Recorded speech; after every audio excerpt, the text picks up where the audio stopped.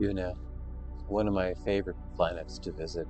In KSP, I think the only one that ever comes close is Jewel because of the fantastic moons of Lathe and Val. But Duna is so close, you don't need nuclear engines to get here quickly, and it's just a fantastic looking place. Reminds me of a place in our own solar system.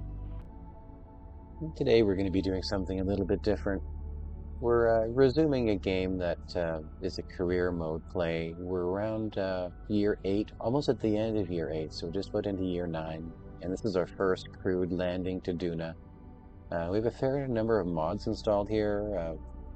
The hardest one, of course, being herbalism, the life support, radiation requirements, as well as the extra effort required to get the science.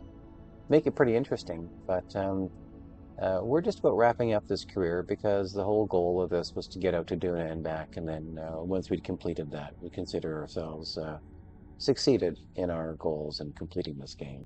But before we leave, let's go ahead and take a quick tour of the craft and the space station that we've been in for the last 2 years and a bit.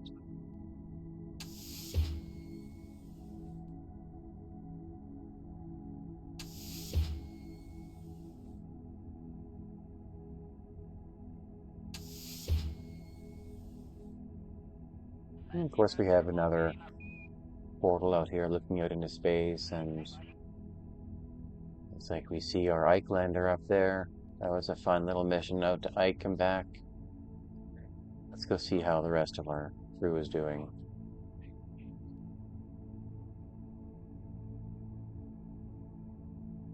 Hey, how you doing? You look like you could use a shave, but it looked like you were pretty happy.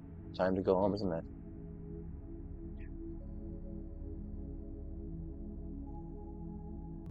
All right, well, let's go ahead and take our seat.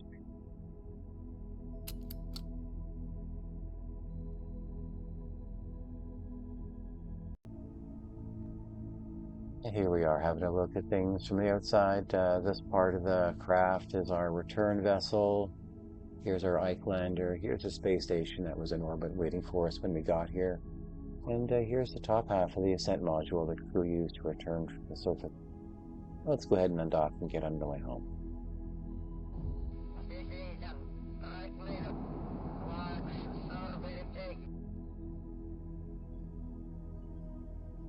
Hey, Ike.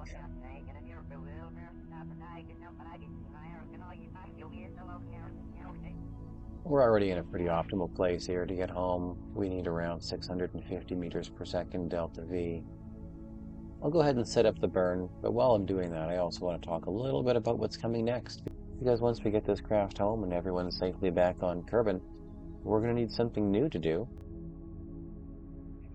And I think I've got an idea. On the Kerbal Space Program forums, there's one of the threads there are challenges. These are challenges that are created by Kerbal Space Program players, and these challenges basically give a framework for how KSP can be played and provide things like points and goals along the way. One of those challenges was called the Duna Outpost Mission Architecture, and that challenge was at the time when it was published, I believe around 2013. Was very popular. I think it might even have been the most popular challenge on the forum. I participated in that challenge actually a few times, and because the challenge gives various different flexibilities for a way the mission can be completed, it's fun to see the different ways that the mission can be accomplished. But what makes the Duna Outpost Mission Architecture Challenge unique is that it isn't a single mission. The whole idea was to develop an architecture where a sustainable outpost on Duna can be established.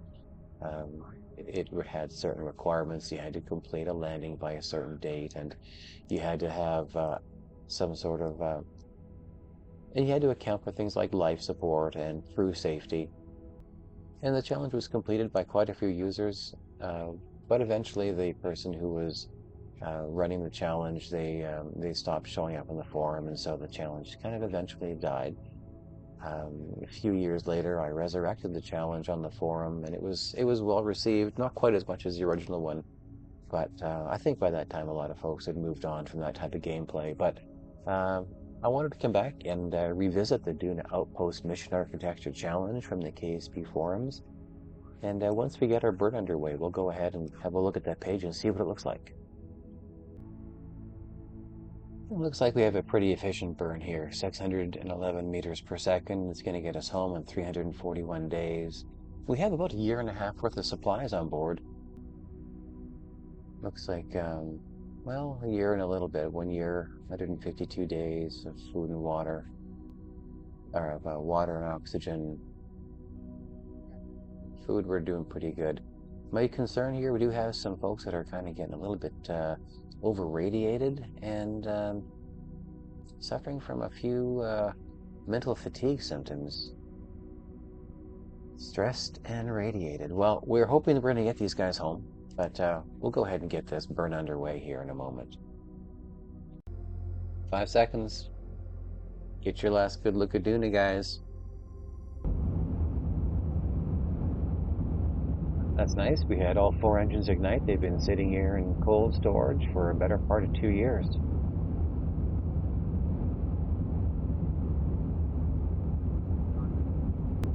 There goes our space station.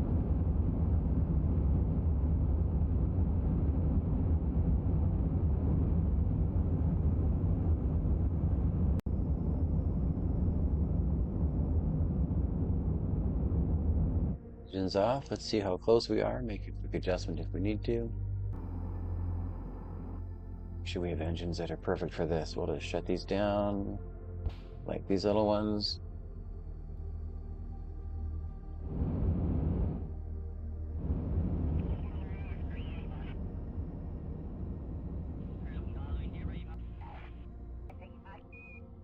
And that's close enough. We may need a course correction on the way out, but in the meantime, we're going to coast away from Duna.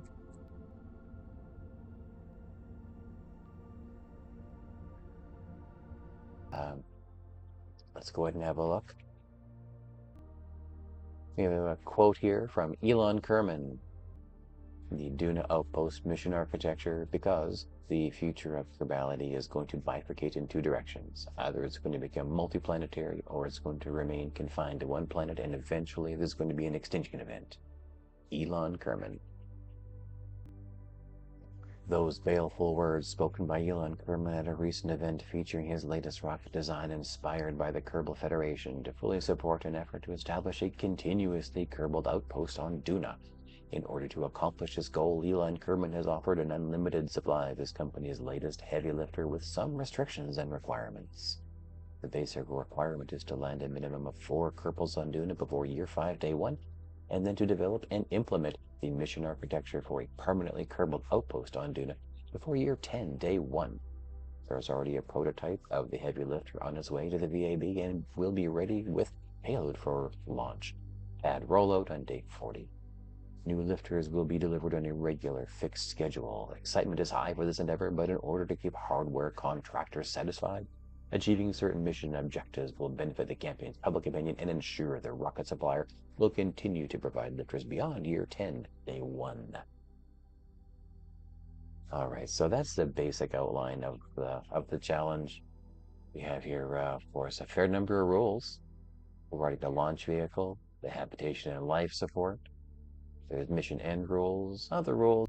There were a lot of questions that came up over time as the game developed throughout its life. Of course, initially ISRU, in situ resource utilization, wasn't even an option when this challenge was first written. So different things had to be written in here to accommodate as the game kind of evolved.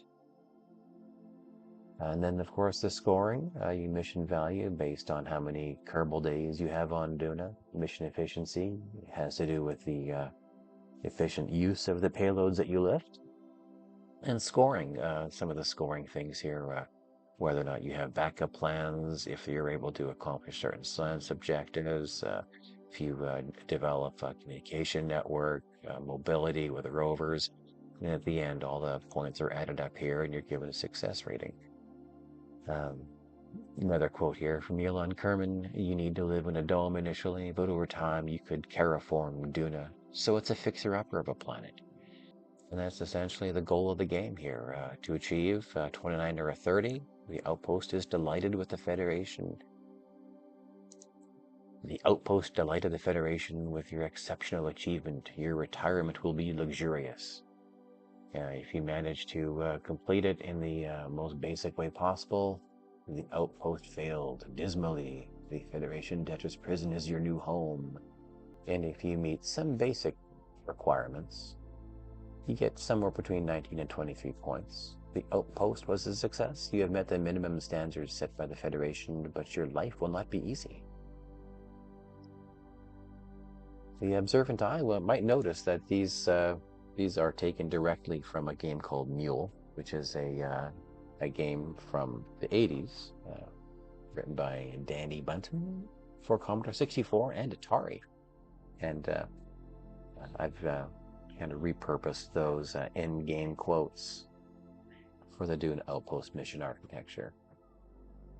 The next video on the Duna Outpost mission architecture series will basically just introduce the SLV and talk about a little of the tools that we'll use to help plan things. Until then, let's see how our friends are doing leaving Duna. They're well on their way home. We should be leaving Duna orbit soon. And the next time we come back, we'll be starting a new game with a whole new host of graphics mods that should look even more beautiful when we get out to Duna. And we'll start our Duna Outpost Mission Architecture Challenge. Until then, have an awesome day.